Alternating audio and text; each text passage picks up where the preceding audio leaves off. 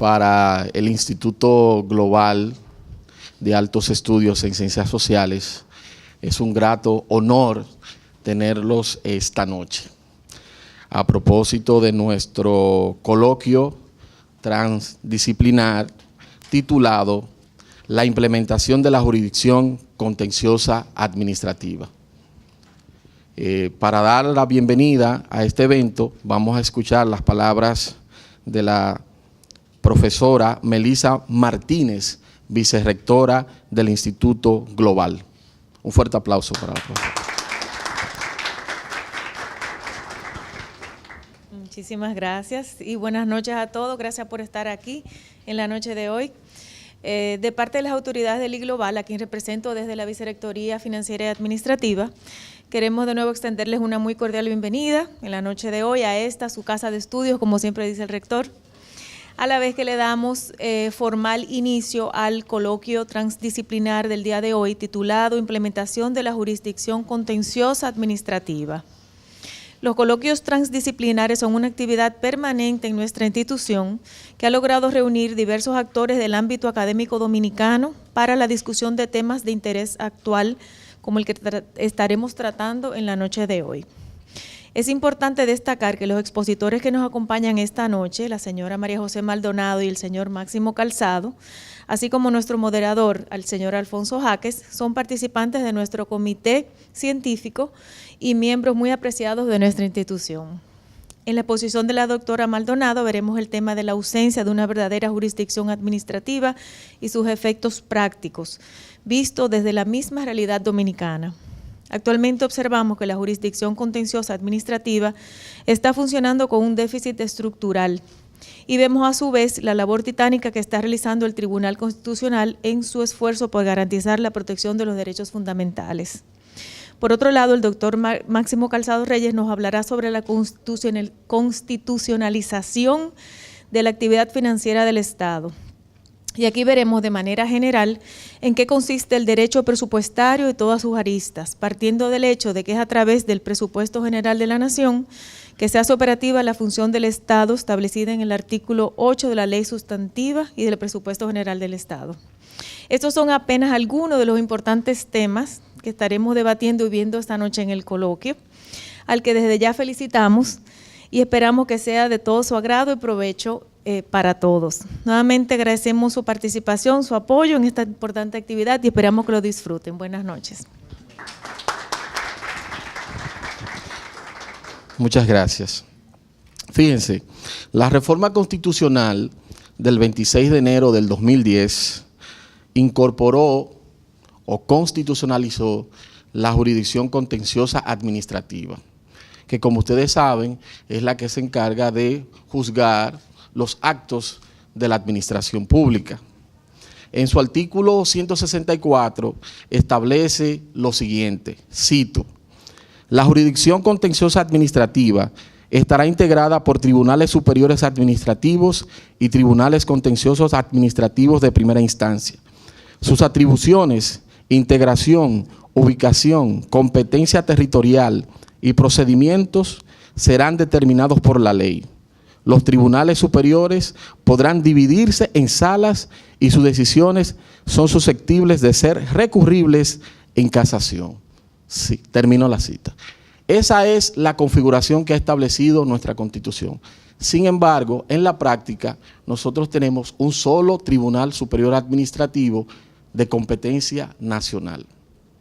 De esto precisamente nos estará hablando nuestra primera invitada de la noche, a la cual procedo a presentar. María José Maldonado Monteagudo. Es licenciada en Derecho summa cum laude por la Pontificia Universidad Católica Madre y Maestra. Posee un magíster en Derecho Administrativo y Gestión Municipal de la Universidad Castilla-La Mancha. También posee un máster en Derecho Constitucional y Libertades Fundamentales por esta institución, el I-Global, y la Universidad París I. También posee un máster en Derecho Constitucional por la Universidad Iberoamericana. Actualmente es abogada ayudante de la Consultoría Jurídica del Tribunal Constitucional de la República Dominicana. Autora de la investigación El régimen constitucional de los estados de excepción a partir de la Constitución del 2010, así como de la investigación Un análisis constitucional del concepto de regulación y sus implicaciones en el ordenamiento interno. Recibamos con el título de la charla La ausencia de una verdadera jurisdicción administrativa y sus efectos prácticos a la profesora María José Maldonado. Muchas gracias, Alfonso. Bienvenidos todos. Saludo el hecho de que estén aquí interesados en un tema que no muchas veces suele tratarse, o que al grueso tal vez de la comunidad jurídica en principio pudiera no llamarle mucho la atención, como son los aspectos administrativos. Sin embargo, y como adelantaba Alfonso, hay cuestiones que no están siendo respetadas, como el mandato constitucional indica, que es sobre la estructura que debe tener la administración, la jurisdicción contenciosa administrativa. Y eso puede y ha llevado, en efecto, que en la práctica eso tenga unas consecuencias, unos resultados. Vamos a ir hablando, el motivo de esto es que sea más un intercambio de ideas, así que vamos a establecer algunos puntos de manera muy escueta para que eso entonces incentive el debate y podamos compartir sus comentarios. El Estado social y democrático de derecho que se enmarca en la Constitución de 2010 no es solamente una fórmula que aparece en la Constitución, sino que eso va a tener implicaciones. Implicaciones desde el tipo de cuál es el papel de la administración pública. Cuando hablamos de un Estado social y democrático de derecho, decimos que el Estado tiene una función, un carácter meramente de servicio, en el que el fin teleológico no es el Estado como, ¿verdad?, como esa concepción ideológica, sino que es el concepto de dignidad humana, el fin del Estado, esa garantía de derechos fundamentales, ¿de acuerdo? Entonces, como el Estado solamente tiene un fin de servir, de hacer posible la garantía de derechos fundamentales, la prestación para las personas que componen esta nación, ese papel de la administración pública no puede ser de cualquier forma, por tanto. Así que por eso vamos a ver principios de legalidad, la vinculación positiva de la administración a la ley, en donde esa teoría de que todo lo que no me está prohibido me está permitido, en el caso de las administraciones públicas es todo lo contrario. La administración solamente está habilitado a hacer lo que la ley indica.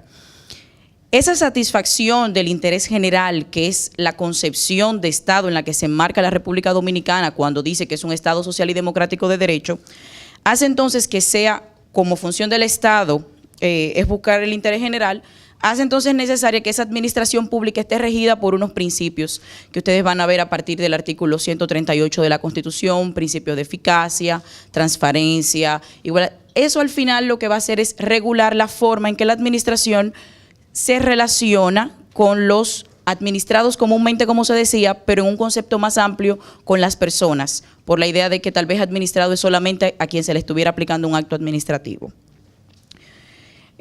A partir de ahí vamos a ver entonces que la administración, y así lo establece el artículo 139 de la administración, está sujeta a un control de legalidad.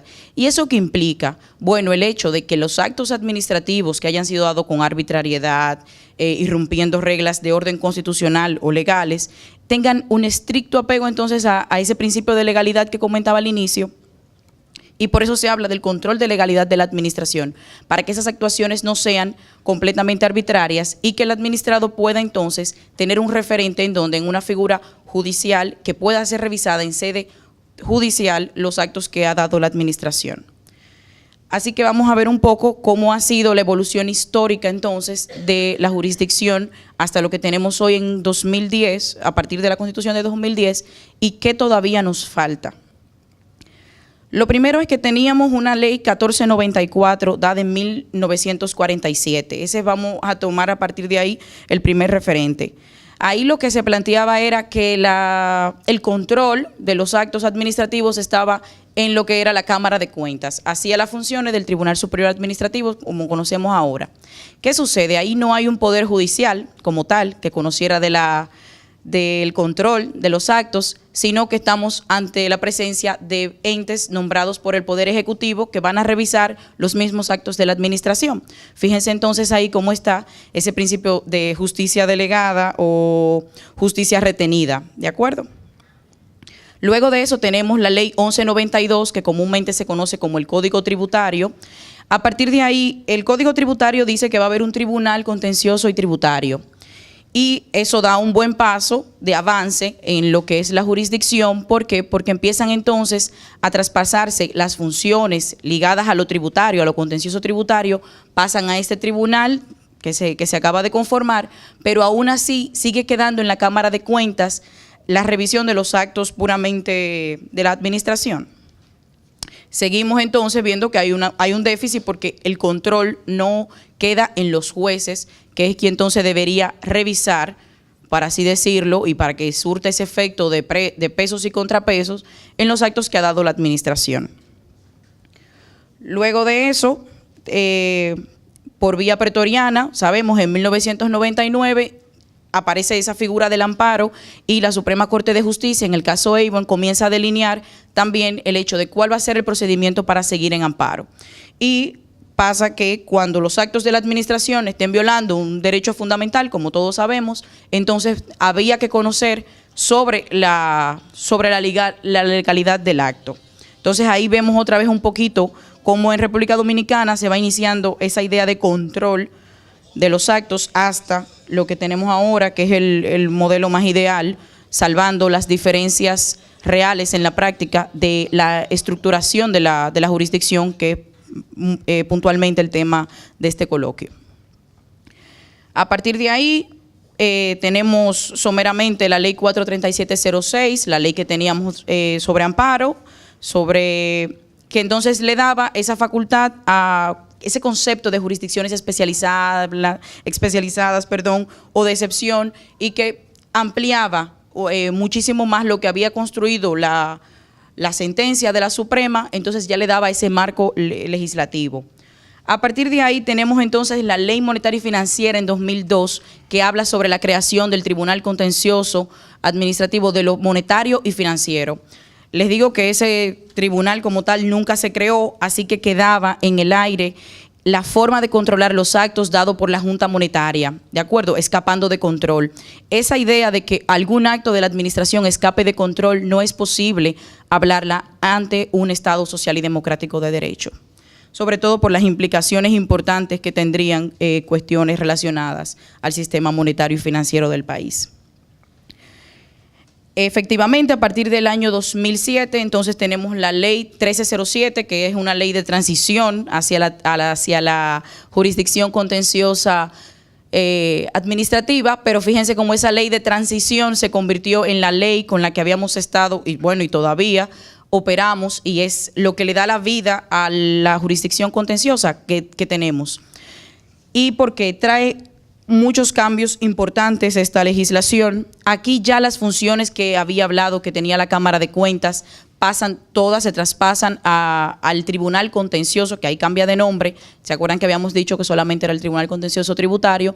Ahora aquí es el Tribunal Contencioso Tributario Administrativo. Esas funciones que había dado la Ley Monetaria y Financiera en 2002, delegándola a un tribunal que nunca se creó, también pasan entonces a ser competencia de este tribunal. Y todo lo tributario que había regulado el código tributario. Fíjense entonces que hay una concentración del control de la legalidad de los actos ya en un órgano entonces sí judicial, ¿de acuerdo? Del Poder Judicial, y que por tanto entonces esa idea de justicia retenida ya cambia, esa justicia delegada que le hablaba hace un momento. Otro cambio importante de la Ley 1307, además de la denominación del tribunal como Tribunal Contencioso Tributario Administrativo, es el fortalecimiento como tal del Estado de Derecho. Fíjense que he venido desde el inicio planteando qué significa que seamos un Estado social y democrático de derecho. Esta ley es un paso hacia ese fortalecimiento. Un avance importante de la ley es la justicia de medidas cautelares, el hecho de que la justicia no puede ser, una justicia que llega tarde no es justicia, y lo sabemos. Entonces la idea de las medidas cautelares es que ante un acto que pudiera ser desfavorable de la administración y que cause un perjuicio que no pudiera ser reparado cuando llegue la decisión final, entonces tenemos la posibilidad de pedir una medida cautelar. Eso es una novedad de la ley 1307.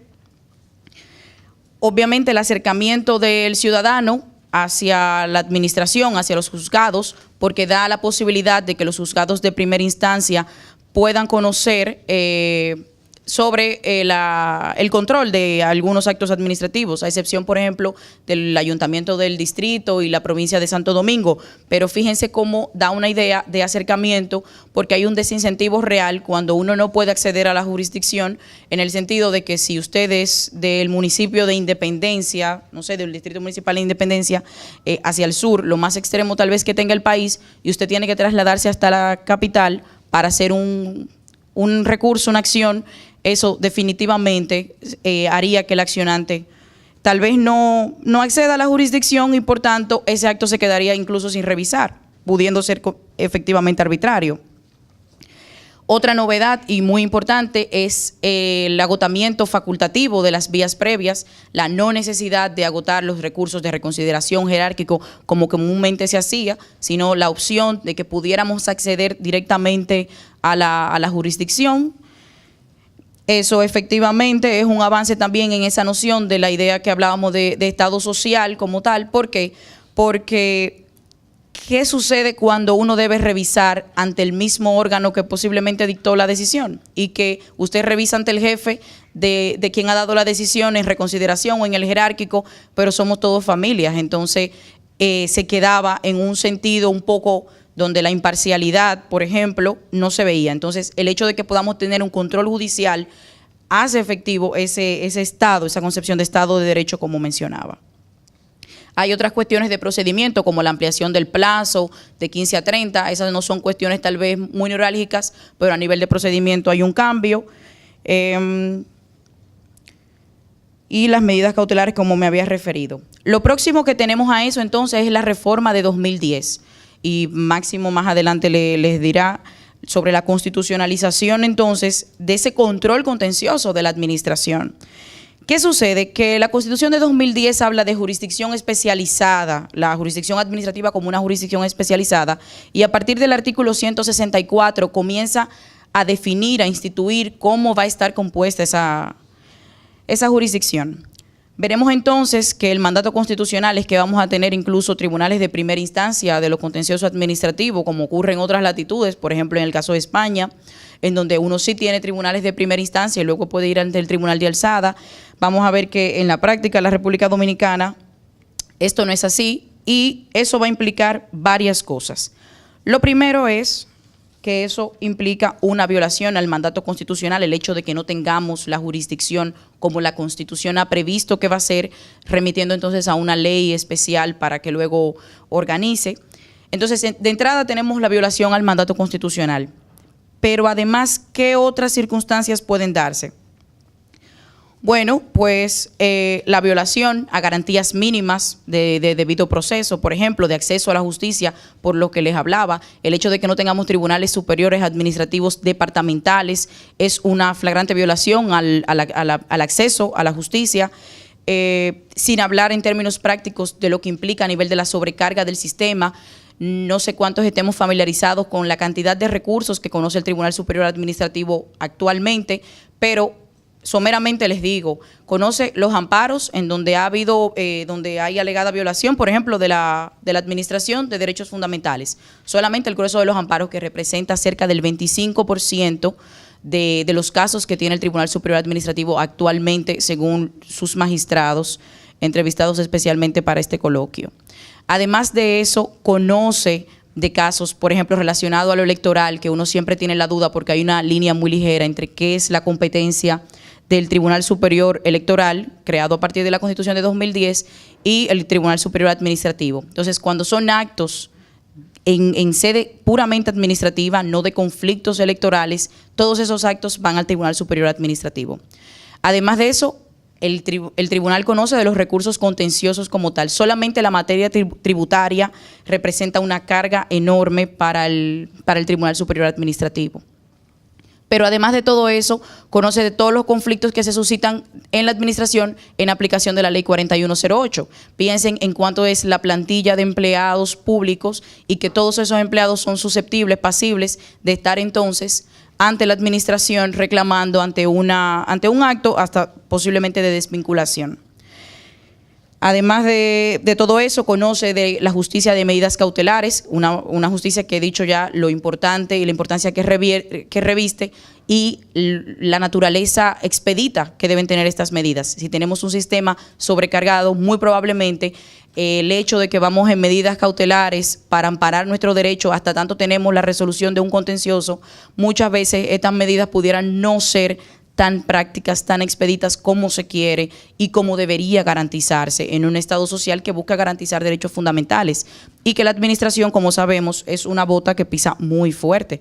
Entonces, es por eso que cuando tenemos un sistema sobrecargado porque no hemos podido dividir como ha querido incluso el constituyente, en la práctica eso va a tener consecuencias. Los abogados en ejercicio que estén con nosotros hoy podrán decir prácticamente en qué tiempo tienen un contencioso. A mi juicio, y cuando estuve desde el otro lado en la práctica, no lo tuve nunca antes de un año.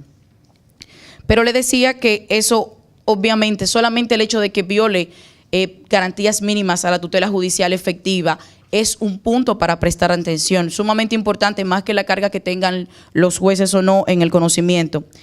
Se ha hablado mucho sobre la idea del doble grado y si el hecho de que solamente vamos ante el Tribunal Superior Administrativo, cuyas sentencias, tanto en medida cautelar como en lo contencioso administrativo, en el contencioso tendrá derecho a una casación, pero eso como tal sabemos que no es una revisión del caso, de la decisión. Entonces, se ha hablado, obviamente, el doble grado de jurisdicción no es un derecho fundamental que deba entenderse constitucional, pero sí el hecho de tener acceso a una revisión por un tribunal de alzada de segundo grado. Entonces eso no lo tenemos en el caso de la República Dominicana. Y sumado a eso tenemos el Tribunal Constitucional. El Tribunal Superior Administrativo hace las veces también de Tribunal Constitucional, en el sentido de que verifica cuando va ante un amparo, cuando revisa un amparo, el Tribunal Superior Administrativo está aplicando la Constitución, está haciendo aplicar derechos fundamentales. Pero entonces tenemos que todos los casos en amparo, el único recurso que tiene habilitado es la revisión ante el Tribunal Constitucional. Y hemos visto, y puedo dar un poco de testimonio sobre eso, ya luego en las preguntas podemos abundar para quienes les interese el tema, pero podemos ver entonces cómo ha habido una avalancha de casos que van al Tribunal Constitucional justamente en esa idea de revisión de la sentencia de amparo dada por el juez de amparo en el Tribunal Superior Administrativo. Y como le decía, la sobrecarga que entiendo hay en el Tribunal Superior Administrativo también pasa entonces en el Tribunal Constitucional, el cual debería ser un órgano sumamente especializado. De hecho, se ha hablado de si el Tribunal Constitucional se ha convertido en una corte de apelación en algunos casos cuando revisa las sentencias de amparo, pero la idea es que la legitimidad de los órganos del Poder Judicial, los cuales no tienen una legitimidad democrática porque no han sido seleccionados por un sistema de mayoría, de voto, su legitimidad está en sus decisiones, en la aprobación que de las decisiones hace la comunidad. Entonces, ¿qué sucede? Que se ha visto, y eso lleva un incremento entre los casos que ha tenido tanto el Tribunal Superior Administrativo como el Tribunal Constitucional desde 2012 hasta el 2018. Es un incremento y eso se justifica en la confianza que hay sobre las decisiones. Pero asimismo está entonces el ingreso de casos para ser conocidos. Más adelante Máximo abundará sobre qué otros efectos hay y bueno, como bien señalaba Alfonso, no estamos cumpliendo con el mandato constitucional. En principio pensábamos que la ley de la jurisdicción contenciosa administrativa, que no es la ley 107.13 como comúnmente se cree, esa ley solamente regula la administración y su relación con las personas, derecho de buena administración y demás, pero se espera que esta ley sea aprobada justamente en aplicación del mandato como hemos señalado ya. Bueno, muchas gracias a la profesora María José Maldonado. Y un aplauso para ella por su interesante ponencia.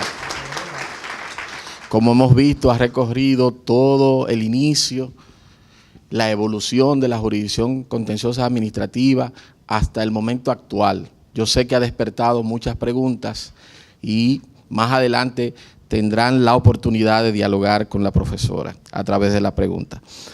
A continuación, vamos a presentar al profesor Máximo Calzado Reyes. Posee un título de ingeniero en sistema de computación por la Universidad AP.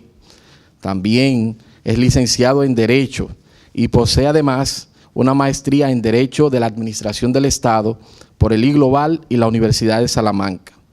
También posee una maestría en Derecho Constitucional y Libertades Fundamentales. Además, es candidato a doctor en Administración, Hacienda, Justicia y Estado Social por la Universidad de Salamanca. Actualmente es docente de la maestría en Derecho de la Administración del Estado, del I-Global, y asesor de tesis y de contenido. Actualmente es el director ejecutivo de la Fundación de Derecho Administrativo DAFU y del Instituto de Formación y Desarrollo Integral IDDI, y es un habitual articulista de los periódicos El Caribe y El Nuevo Diario. Con el título de la charla, La constitucionalización de la actividad financiera del Estado, recibimos al profesor Máximo Calzado Reyes. Bien, muchas gracias, buenas noches.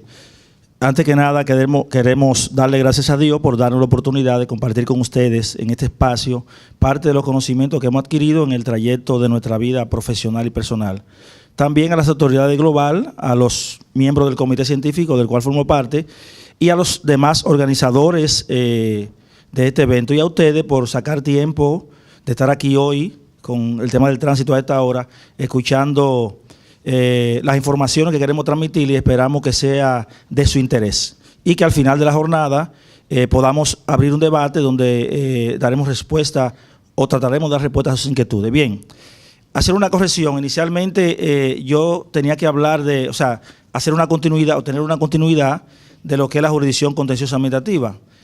Y pensamos en eso. Luego pensamos en el tema de la actividad financiera del Estado, lo que es el presupuesto. Pero como este tema del presupuesto es un tema muy especializado y aquí hay muchos abogados y estudiantes de Derecho, después decidimos darle un giro a la presentación y continuar con el tema que estaba tratando María José y vamos a dividir esta presentación. Vamos a hablar de un tema que creo que es sumamente importante, que es la responsabilidad patrimonial del Estado, como primer tema. Luego la ejecución de la sentencia contra el Estado, que es un gran problema que tenemos en República Dominicana. Y al final hablar del principio de inembargabilidad de los fondos públicos. Tenemos más o menos 20 minutos. Yo trataré de, en breve síntesis, apretada síntesis, abordar estos temas. Anoten su pregunta, ¿verdad? Para al final tener un debate. Bien. Iniciamos hablando de lo que es el artículo 8, que habla de la función esencial del Estado, el artículo 8 de la Constitución. Entonces, ¿qué dice ese artículo? Bueno, que la función esencial del Estado es procurar el desarrollo progresivo y equitativo de los ciudadanos. O sea, eso implica que el Estado tiene obligaciones positivas y obligaciones negativas. Dentro de las obligaciones positivas tenemos la obligación de promoción de los derechos, la obligación de protección de los derechos, la obligación de remoción de obstáculos para que los derechos que están establecidos en la Constitución puedan hacerse operativos. Y estos derechos, unos se ejercen en la jurisdicción contenciosa administrativa. Y la otra obligación es la obligación de indemnización cuando el Estado o los funcionarios por acción o omisión han vulnerado derechos. Entonces, en ese sentido, el régimen de responsabilidad patrimonial del Estado que se ha configurado luego del 2010, hay una, podemos decir, una ambigüedad, porque cuando vemos la ley, por ejemplo, de función pública, que es la primera que establece el tema de responsabilidad, luego la ley 176-2007 de los ayuntamientos y del Distrito Nacional, y la ley 247-2012, ley orgánica de la administración pública, la 107-2013, que es la ley que regula la relación de los ciudadanos con la administración, y cuando vemos el artículo 148 de la Constitución nos damos cuenta que hay una ambigüedad en lo que es el régimen de responsabilidad que se ha establecido en la República Dominicana. ¿Por qué? Porque si vemos el artículo 48, a pesar de que la Constitución es la Carta Magna y el artículo 6 dice que toda ley, decreto, constitución, ley o decreto o reglamento contrario a la Constitución es nula, o sea, que entonces deberíamos entender que el régimen de responsabilidad que debe prevalecer es el régimen subjetivo, el régimen objetivo que establece la Constitución. ¿Por qué? Porque el artículo 148 dice, y leemos, Responsabilidad civil. Las personas jurídicas de derecho público y sus funcionarios o agentes serán responsables conjunta y solidariamente de conformidad con la ley por los daños y perjuicios ocasionados a las personas físicas o jurídicas por una actuación u omisión administrativa antijurídica. O sea, ¿qué está estableciendo este artículo 148? Bueno, una responsabilidad subjetiva, o sea que la persona que sufre la lesión o el daño tiene que demostrar que la actuación de la administración o la omisión fue antijurídica. Obviamente eso choca con lo que establece la Ley de Función Pública, la 176, la 107 y la 247. Entonces, cuando hablamos de qué régimen debe prevalecer en función de lo que establece el artículo 74.4 de la Constitución, que establece el principio de favorabilidad, entonces el régimen que debe prevalecer es el régimen subjetivo, o sea, ¿qué significa esto? No, perdón, el régimen objetivo. O sea que yo como ciudadano, cuando la administración o un funcionario, por acción o por omisión, me ha causado un daño, yo no tengo que demostrar que él es culpable o no. Yo solamente debo demostrar que me ha causado un daño. Por ejemplo, un ciudadano va a un hospital y lo operan y le dejan un instrumento, una gasa o una pinza, una tijera en el estómago.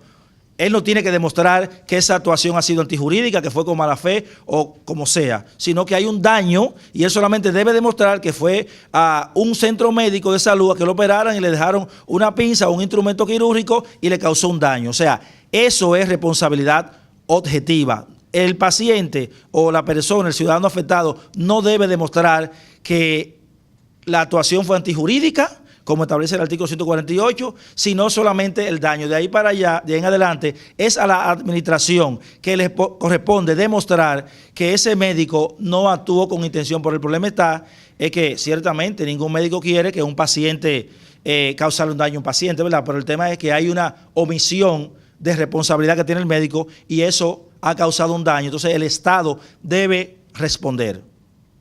Entonces aquí tenemos una ambivalencia en el régimen. ¿Por qué? Porque esas normas que le he dicho establecen un régimen objetivo. Sin embargo, el artículo 148 establece un régimen objetivo. Entonces, en función del principio de favorabilidad que establece el artículo 74.4, el régimen que yo entiendo que debe prevalecer es el régimen objetivo. O sea, el ciudadano o la persona física, jurídica, solamente tiene que demostrar que le ha causado un daño. Es la administración que debe demostrar en los tribunales que esa actuación no fue antijurídica. Entonces, aquí opera en este sentido el principio,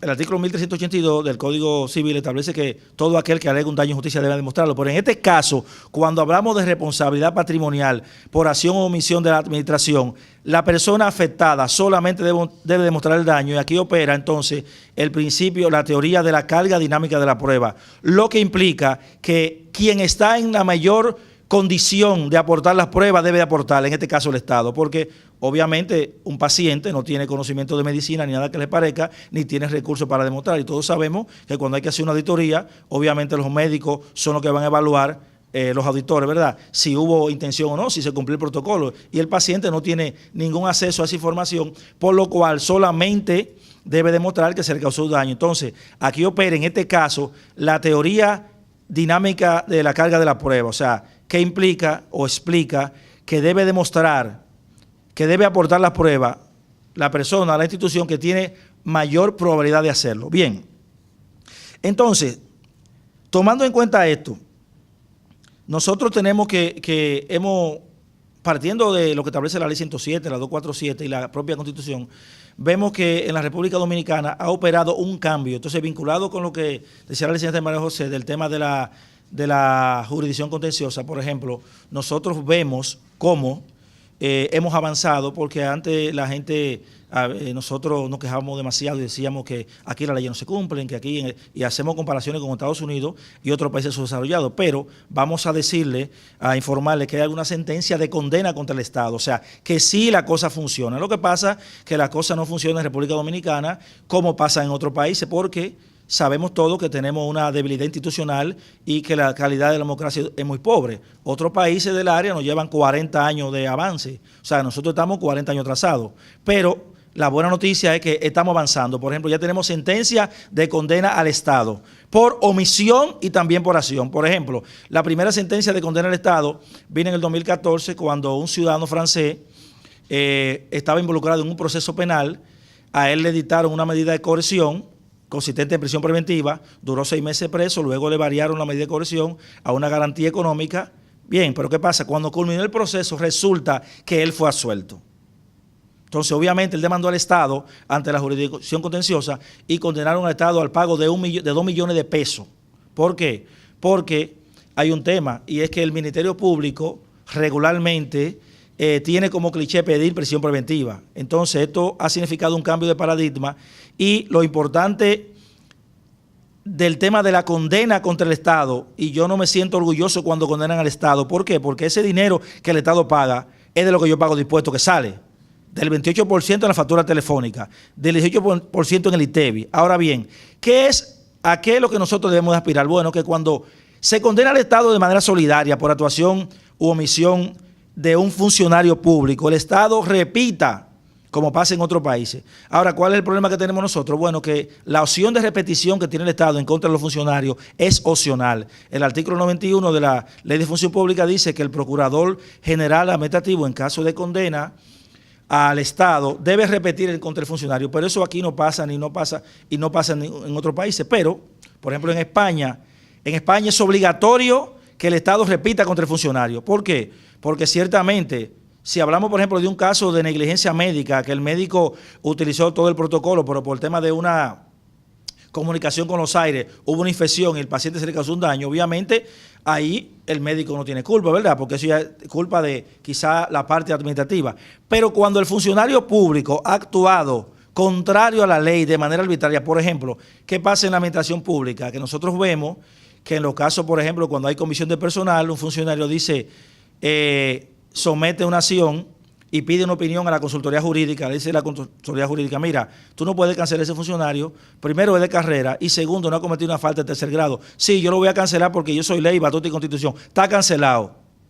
Muy bien, tú lo cancelas. Entonces, en ese caso, el funcionario ha actuado de manera arbitraria, ha actuado por encima de la ley. Entonces, en ese caso, cuando se condena al Estado, el Estado debe repetir contra el funcionario. ¿Por qué? Porque el funcionario ha actuado de manera negligente, arbitraria y a sabiendas de que está violando la ley y la Constitución. Entonces, esos son de los casos en que la administración debe repetir. También el caso del Ministerio Público. ¿Por qué? Porque el Ministerio Público tiene en el artículo 226, hay 7 medidas. La prisión preventiva es la última, pero el Ministerio Público ha tenido históricamente un cliché de pedir prisión preventiva.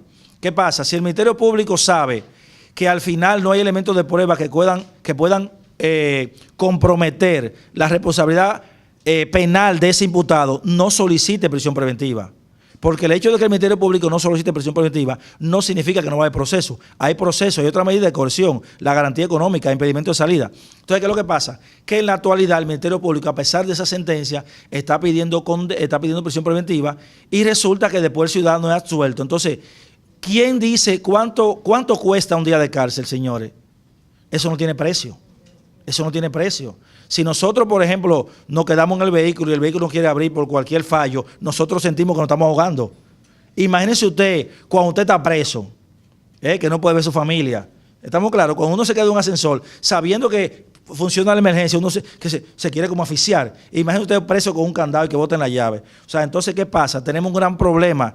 Y yo estoy contento porque hemos establecido en el ordenamiento jurídico un régimen de responsabilidad patrimonial y ha habido condena del Estado, pero quiero que esa condena, por ejemplo, en el caso de cuando el Ministerio Público pide prisión preventiva de manera medalaganaria, que entonces el Estado el procurador repita contra ese funcionario y esa indemnización sea de su bolsillo que salga. Cuando nosotros hagamos eso, como pasa en España y vamos a ver más adelante, entonces ahí se va a acabar ese relajo de que el Ministerio Público esté pidiendo prisión preventiva, señores. Porque, ¿qué pasaba antes? Ok, prisión preventiva, 6 meses, 1 año, y resulta que tú eras suelto. Y ustedes saben, señores, el daño físico, moral, que se le causa a una persona, después que ha estado preso, aunque resulta que después la persona fue, pero ya, como dice la voz populi, ya está regado a fulano, estuvo preso. Y la gente regularmente no lee la condena de asuelto, y eso no sale en los periódicos. Entonces ya fulano está condenado. ¿Estamos claros? O sea, moralmente está tachado. Entonces, ni siquiera una indemnización puede resarcir eso, pero por lo menos eso crea un precedente y le va diciendo al Ministerio Público, mira, ten cuidado. Tú no puedes estar pidiendo prisión preventiva de manera alegre, porque ciertamente hay 7 medidas, la prisión preventiva es la última. Entonces, yo estoy contento con esta parte, pero no contento con que el Estado no repita contra el funcionario. Entonces, en una modificación a la ley de función pública o cuando se apruebe la ley de jurisdicción, que todavía está en el Congreso, esperemos que se apruebe en algún momento, hay que establecer la obligatoriedad de que el Estado repita contra el funcionario en los casos que ha actuado de manera arbitraria, o sea, que ha actuado a sabiendas que ha violado la Constitución y la ley, como pasa en España. Bien, eso en cuanto al tema de la responsabilidad. Ahora, nosotros tenemos otro tema, y es el tema de la ejecución de sentencias, señores. El artículo 68 de la Constitución establece las garantías de los derechos.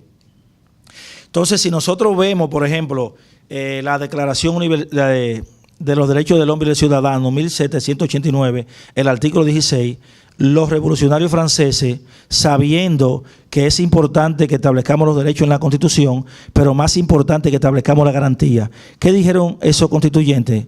Fíjense bien, siglo XVII, final del siglo XVII, todo Estado donde no esté asegurado el principio de separación de poderes y las garantías de los derechos no tiene Constitución. O sea, fíjense qué visión tuvieron esos constituyentes. O sea, porque es importante que establezcamos un catálogo de derechos en el texto constitucional. Pero si esos derechos no llevan consigo unos mecanismos de garantía y de tutela para que el ciudadano pueda hacer operativo esos derechos, no tenemos derecho. Entonces la garantía, hablamos de un trípode. De un lado tenemos la garantía, un triángulo. De un lado tenemos los derechos, de un lado tenemos los deberes también, y de otro lado tenemos la garantía. Entonces, el artículo 68 de la Constitución establece las garantías de los derechos de los ciudadanos, pero si vemos el 69, vemos que en este caso la tutela judicial efectiva y el debido proceso, el legislador lo ha configurado con una doble dimensión. Primero ha dicho, usted tiene derecho a... Entonces, cuando hablamos usted tiene derecho, primero está diciendo que la tutela judicial efectiva y el debido proceso es un derecho. Y segundo dice garantía. O sea, que el legislador le ha dado una doble dimensión. Entonces, ¿cuál es el tema de la ejecución de la sentencia, en este caso contra el Estado? Y es importante que nosotros tengamos un principio de responsabilidad patrimonial del Estado. También es importante que tengamos 2 sentencias de condena contra el Estado.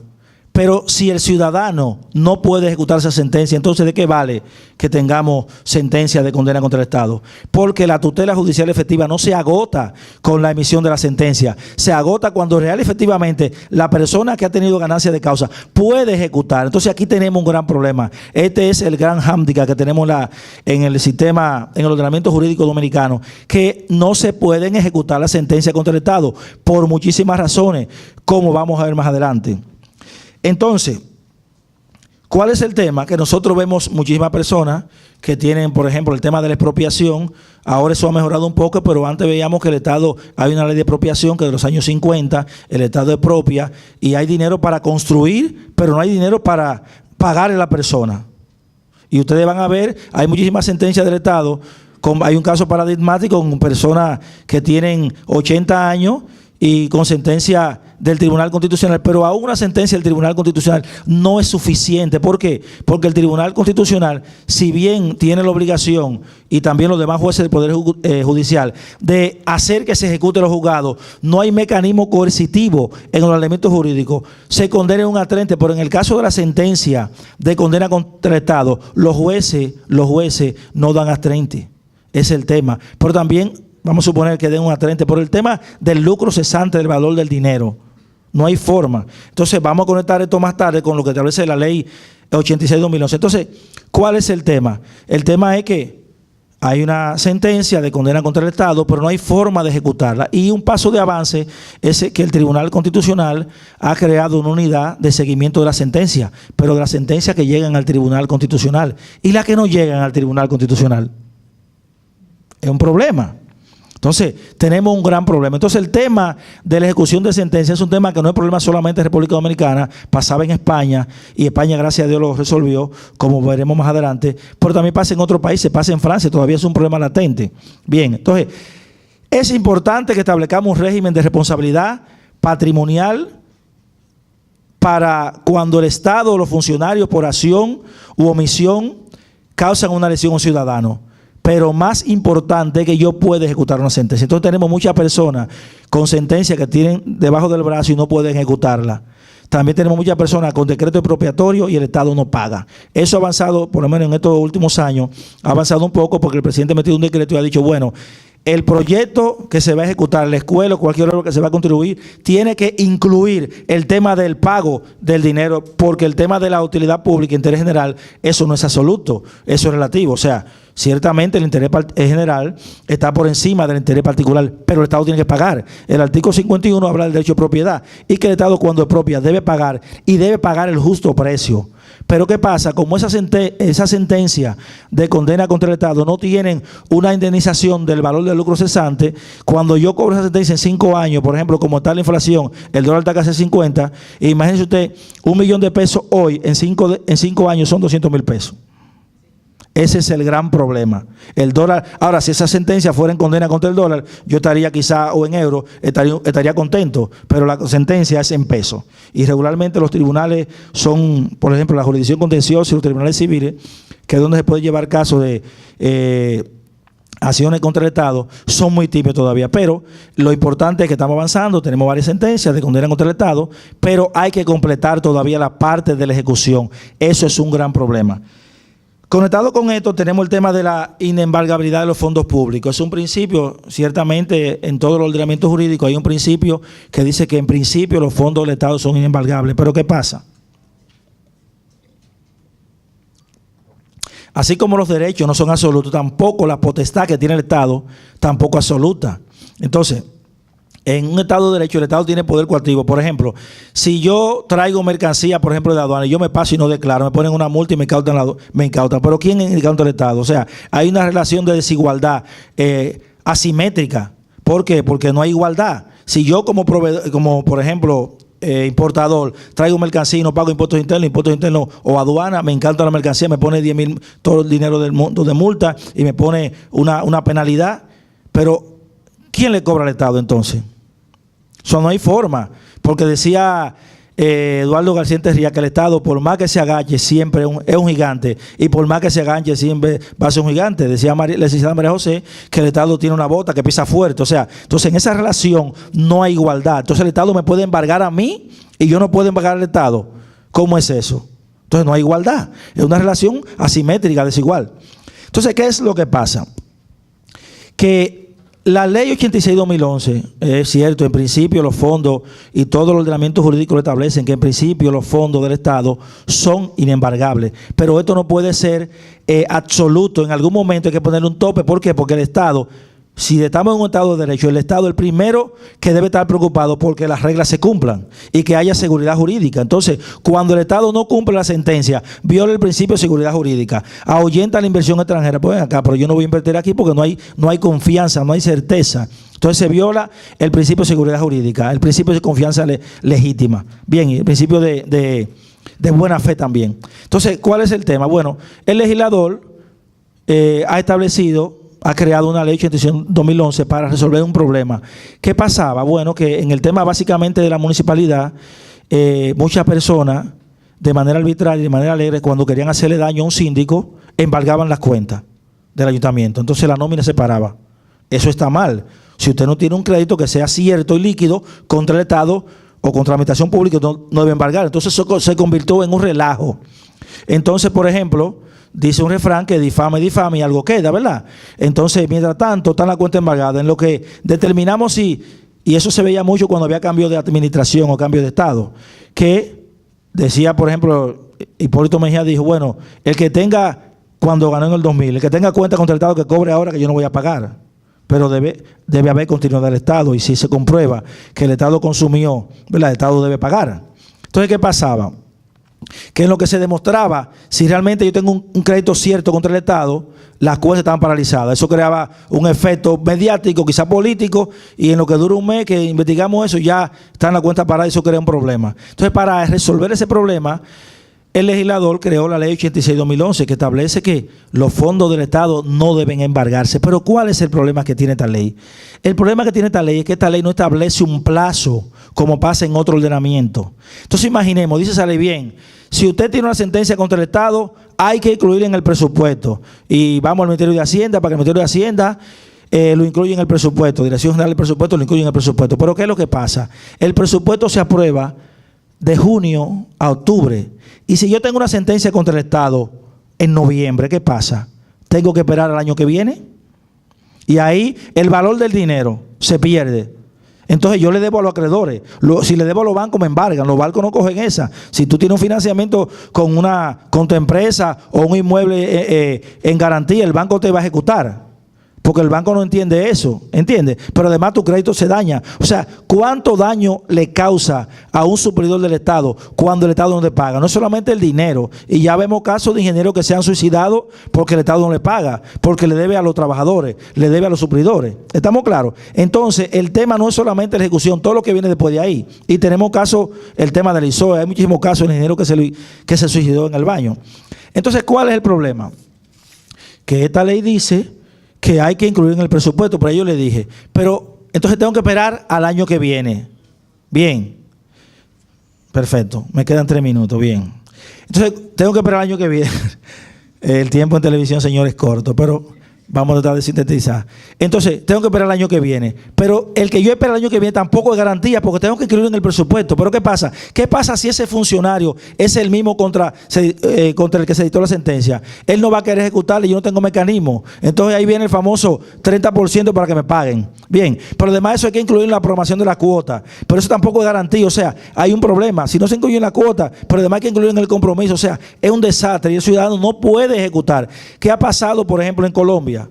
Ciertamente en Colombia la ley de procedimiento administrativo dice, sí es verdad, en virtud del interés general, en principio los fondos del Estado no pueden embargarse, pero si usted tiene una sentencia contra el Estado o un crédito contra el Estado, líquido, cierto y exigible, y usted en 18 meses no puede cobrar, automáticamente está autorizado a embargar.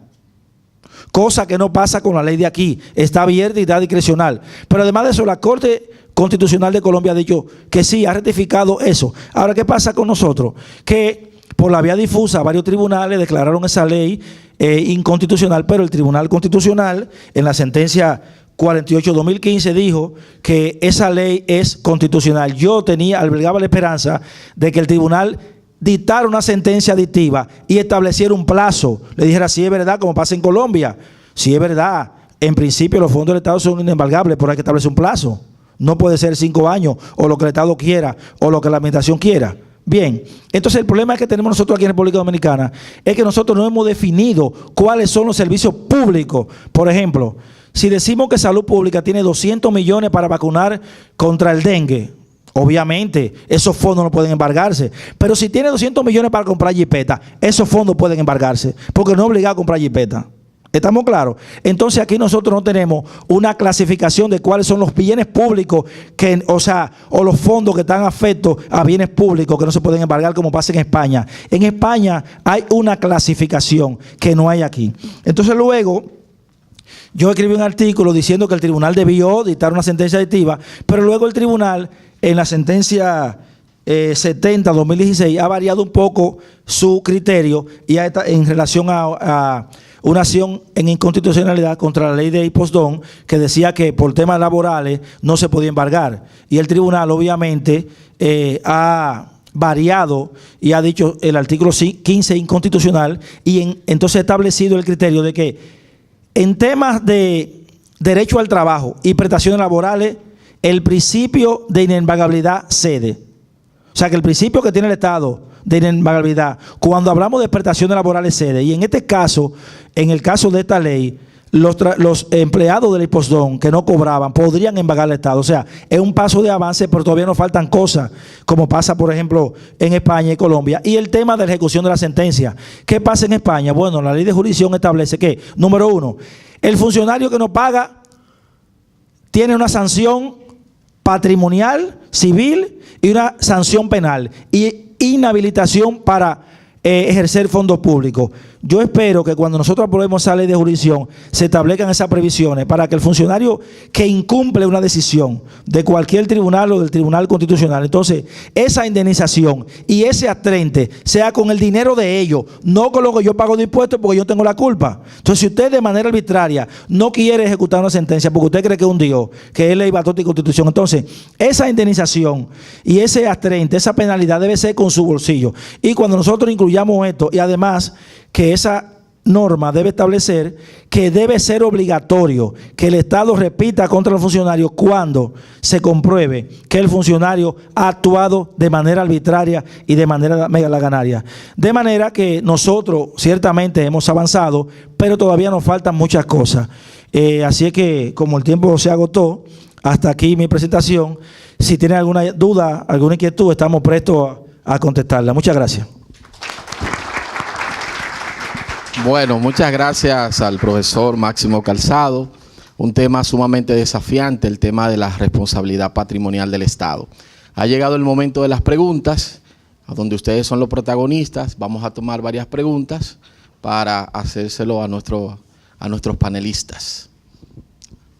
Este es el momento para tomar por lo menos 3 preguntas. ¿No hay preguntas? Adelante. Al tema que desarrolló el profesor Máximo, por favor. Se podría decir que el conjunto de escenarios que estamos viviendo a nivel de la palabrita corrupción, sin intención de señalar esto o aquel, porque la corrupción tiene muchos siglos, es parte de la porosidad del Estado y es parte de la irresponsabilidad del Estado. Y es parte de que el Estado se crea el yo máximo, el superior, que nadie lo toca. Bien, lo primero que tenemos que decir que es culpa de nosotros.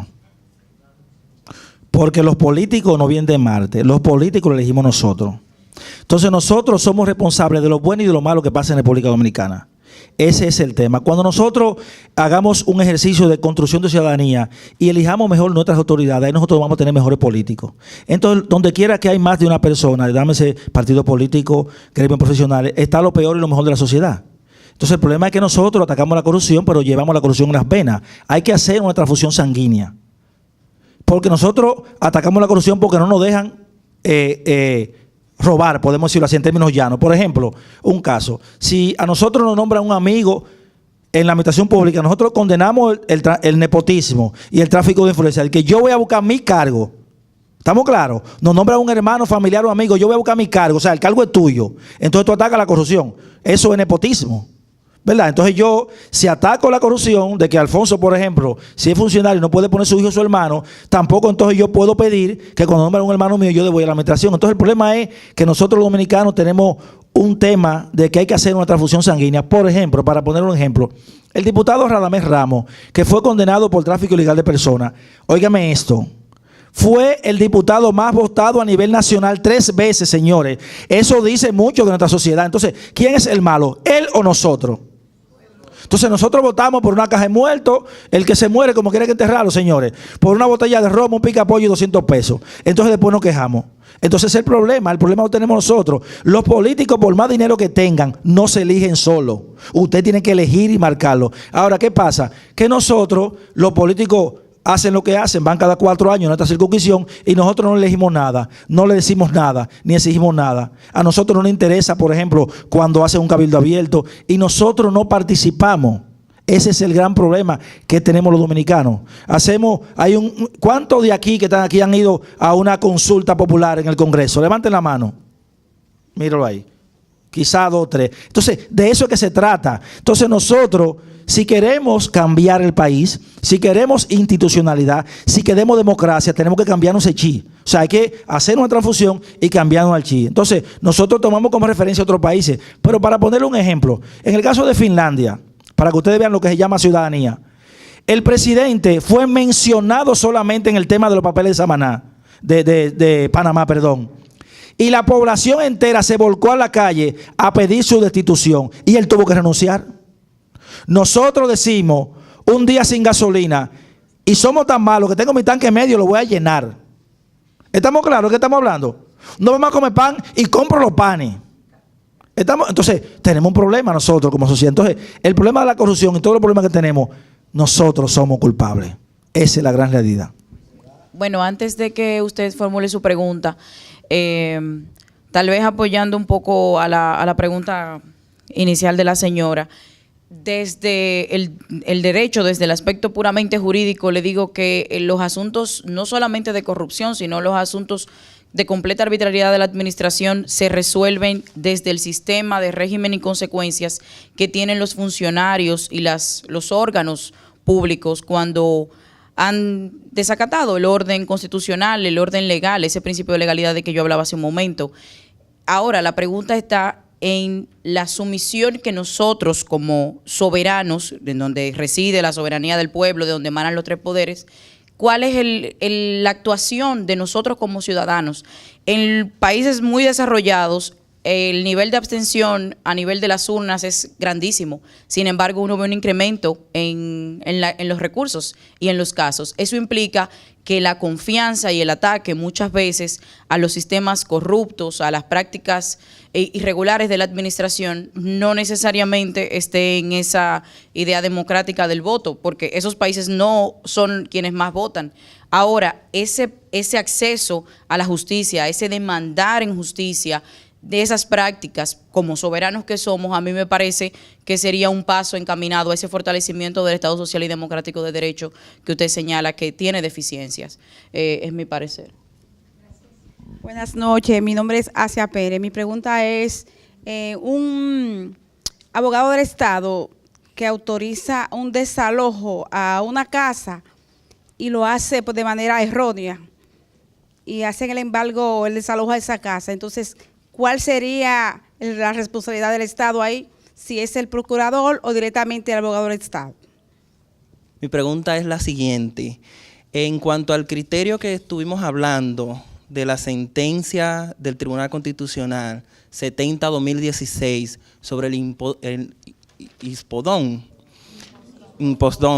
ese criterio donde por asuntos laborales se pueden embargar bienes o cuentas del Estado, eso abarca solamente a los que están bajo el régimen del Código Laboral o también alguna compensación económica que incluya a alguien de la Ley 4108.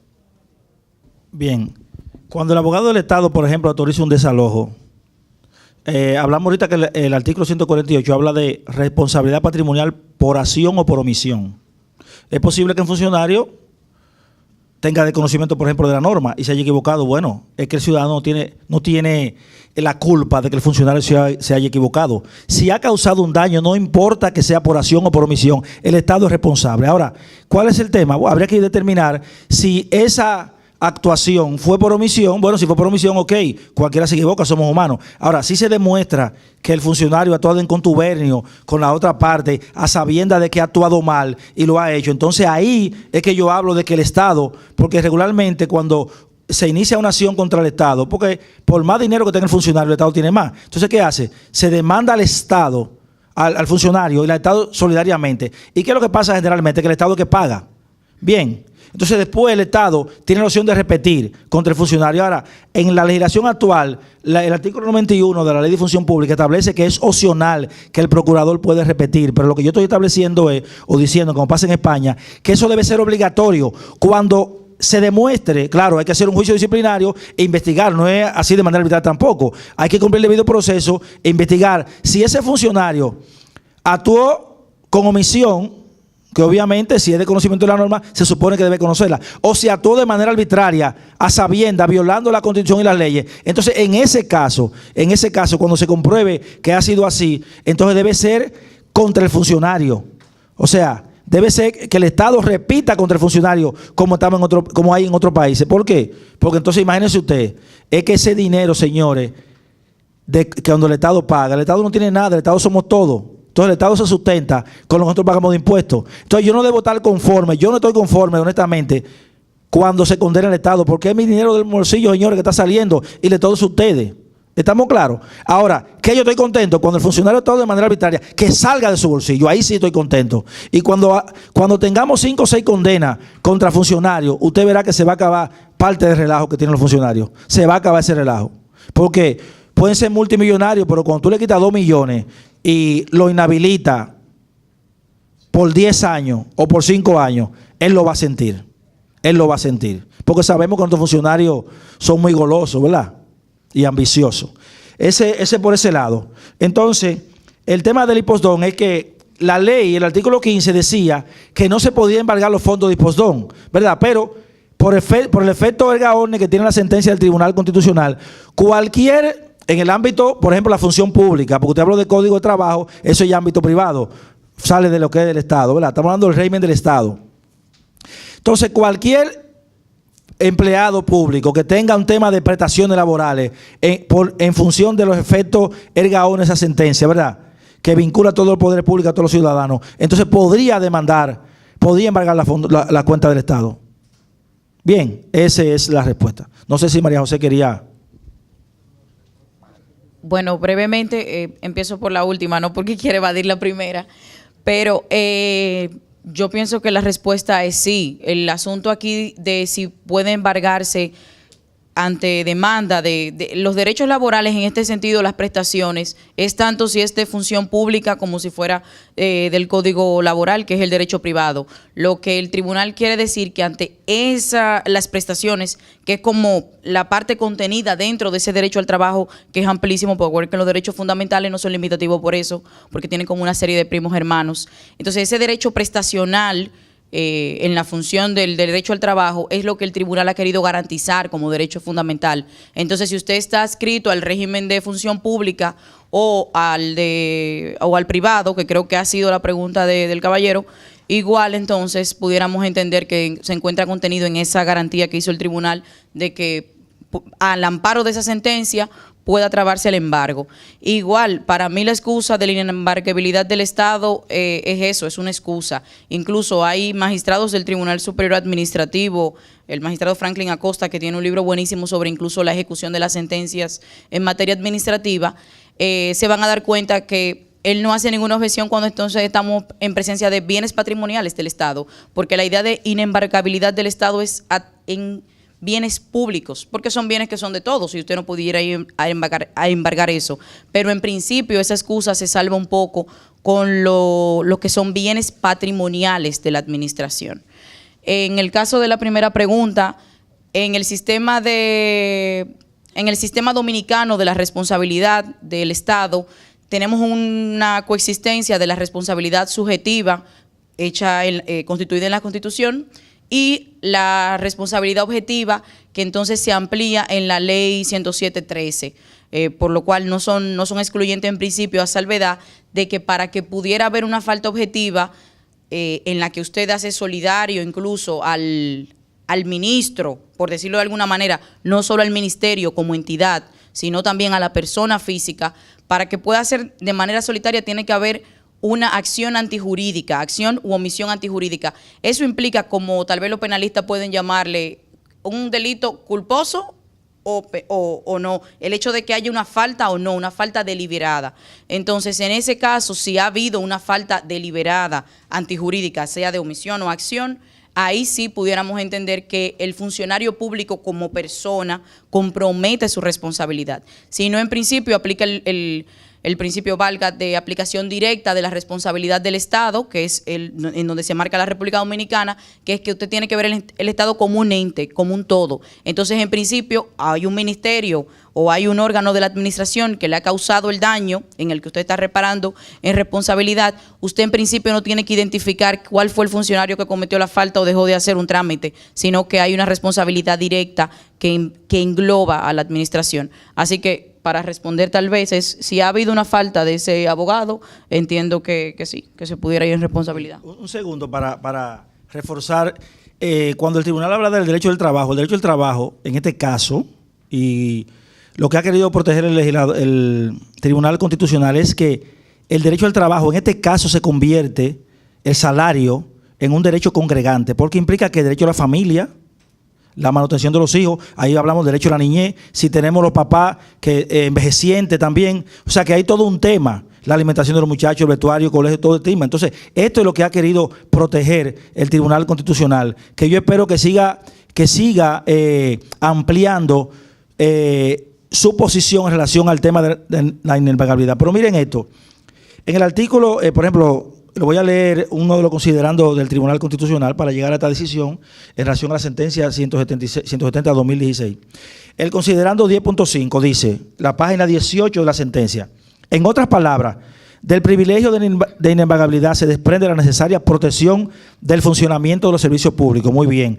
Sin embargo, dicho colegiado también ha precisado que el estatuto de inembargabilidad no opera de manera absoluta. Entonces dice, tanto es así que la facultad que tiene el legislador de sustraer determinados bienes de la condición de prenda del acreedor debe ser enfocada sobre la base de respetar principios y derechos consagrados constitucionalmente, tales como la dignidad de la persona humana, la protección del salario, el derecho a la igualdad entre las personas que se encuentran en una misma situación de hecho y de tutela judicial efectiva, entre otros. Bien, o sea que ahí está claro el tribunal cuando dice que el principio de inembargabilidad no es absoluto. ¿Por qué? Porque en el caso del salario choca con el tema de la dignidad humana, que es un derecho paraguas o un derecho congregante a través del cual se hacen operativos todos los derechos que están en la Constitución y los que están en los tratados internacionales. Bien.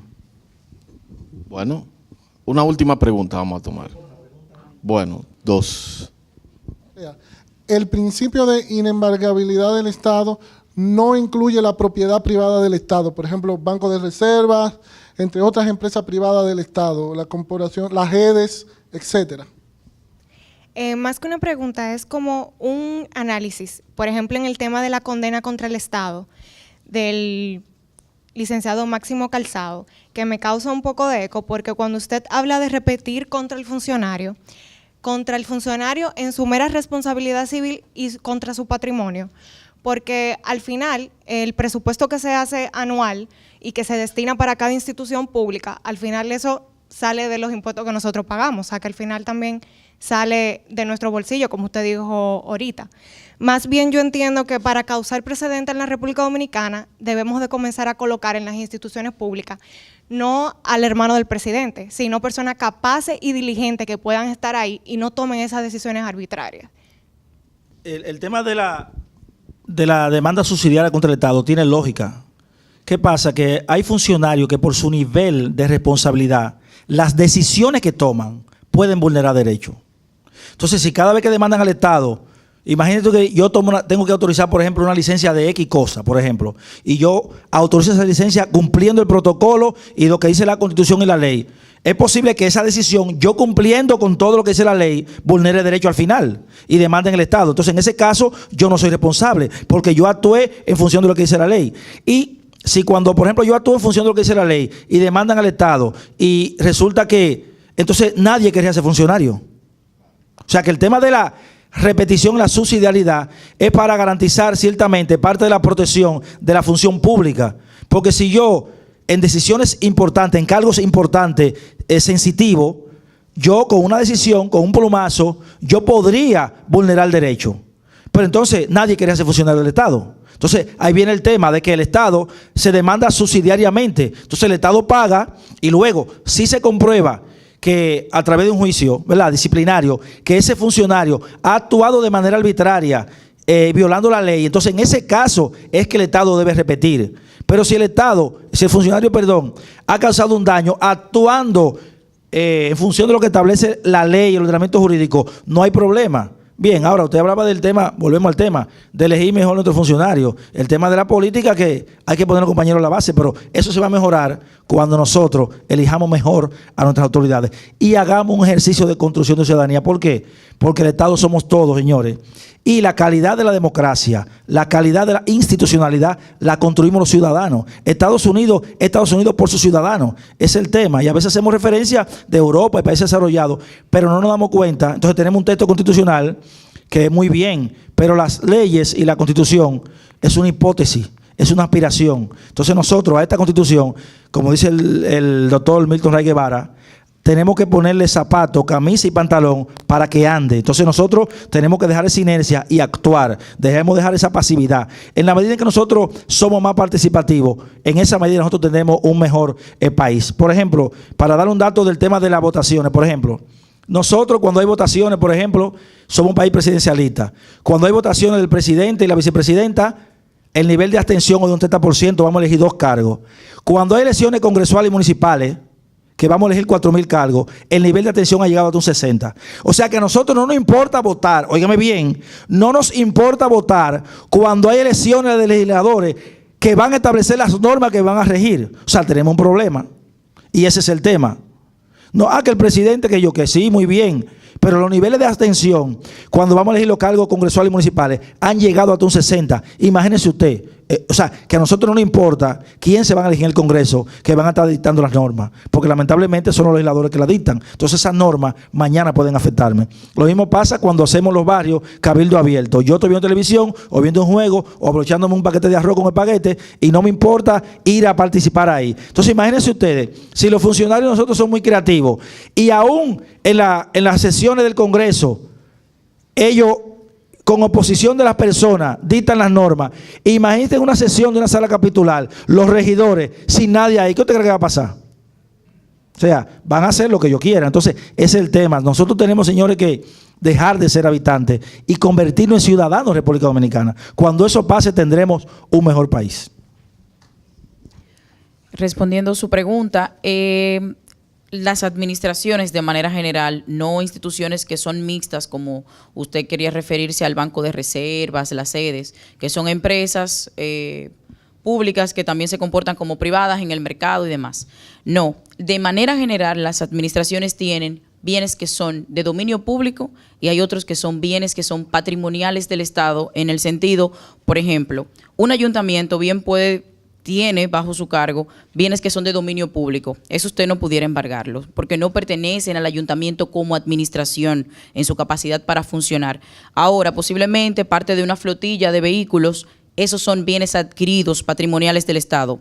Claro, siguen siendo de todos. Lo que quiero decirle es que no es un bien de dominio público como fuera un parque o una plaza, sino que estamos hablando de una camioneta que usted pudiera entonces ir sobre ese bien. A eso era que me refería, de que ante bienes patrimoniales del Estado, usted puede fácilmente ir en embargo. Claro, el derecho son teorías y uno se adscribe a una y a otra. Ahora, lo que es inembargable, y a mi juicio y mi forma de ver, es los bienes que son de dominio público. Así que ese concepto, fíjese como ya el tribunal ha dicho, ese concepto no es absoluto. Ese concepto va a encontrar entonces algunas limitaciones en el marco de ese mismo Estado Social y Democrático de Derecho que venimos hablando. En el caso de la pregunta de la joven sobre la responsabilidad, el artículo 148 de la Constitución es muy claro, y me parece que una de las novedades incluso de esta Constitución es el hecho de que el funcionario responde de manera personal, compromete su responsabilidad, así como usted decía, pero paga de su bolsillo, sí, compromete su responsabilidad. Ahora, la única objeción que hace, y en eso le digo que amplía la 107.13, artículo 58, me parece, párrafo 2, es que esa responsabilidad del funcionario como persona, María José como ministra, no el ministerio como tal, solamente se va a ver comprometida cuando ha habido una acción u omisión antijurídica. Quiere decir, hay una culpa en la forma en que yo me manejé. No es que yo, actuando en el ejercicio normal de las funciones, como manda la ley, aún así he causado un daño que puede pasar. Esa es la responsabilidad objetiva. Usted no ha cometido falta, pero le afecta a alguien. Entonces, ahí el funcionario no compromete su responsabilidad, solo es el ente, la administración. Pero si el funcionario deliberadamente hace en pleno juicio una falta o una omisión, pero para dañar, antijurídica, esa culpa, entonces ahí sí compromete su bolsillo, la parte que más duele del cuerpo. Decía mi profesor. Listo. Bueno, muchas gracias. Vamos a cerrar aquí porque el tiempo es medido en la institución. Agradecemos a nuestros panelistas, a la profesora María José y al profesor Máximo Calzado, para los cuales pido un fuerte aplauso. Durante el desarrollo de la exposición, pudimos observar que la profesora María José hablaba de la necesidad urgente de que se instituya la jurisdicción contenciosa administrativa para la consolidación del Estado constitucional de derecho. Por su parte, el profesor Máximo Calzado hablaba de la necesidad de que los funcionarios públicos cumplan con sus funciones y en el caso de que tengan alguna conducta antijurídica, sean responsables. Se descanta por una responsabilidad estatal de tipo objetivo para que los ciudadanos no tengan que demostrar el daño causado. Bueno, agradecemos a cada uno de ustedes por acompañarnos en esta noche. Para el Instituto Global ha sido de gran satisfacción y esperamos que puedan estar con nosotros en los próximos eventos.